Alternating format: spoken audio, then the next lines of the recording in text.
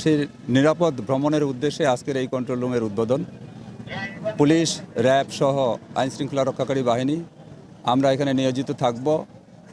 এখানে যারা আসবে আমাদের ঢাকা থেকে বিভিন্ন পরিবহনের মাধ্যমে ঈদের আনন্দ উদযাপন করার জন্য রংপুরের প্রত্যন্ত অঞ্চলে যাবে, তারা যেন নিরাপদে আসতে পারে এবং নিরাপদে আবার ফিরে যেতে পারে, সেটাই হবে আমাদের উদ্দেশ্য।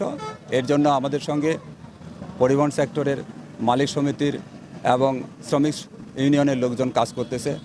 আমরা সাংবাদিক ভাইদেরকে অনুরোধ করব, তারা প্রচার প্রচারণা চালাবেন।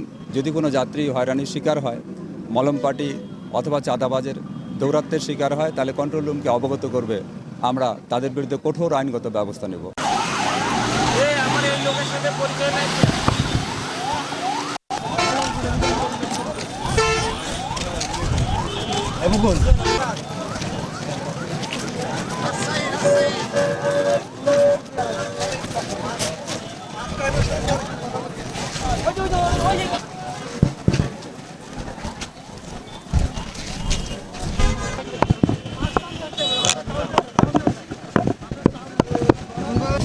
অফিসে গেলে তো দিন শেষ হয়ে যায়।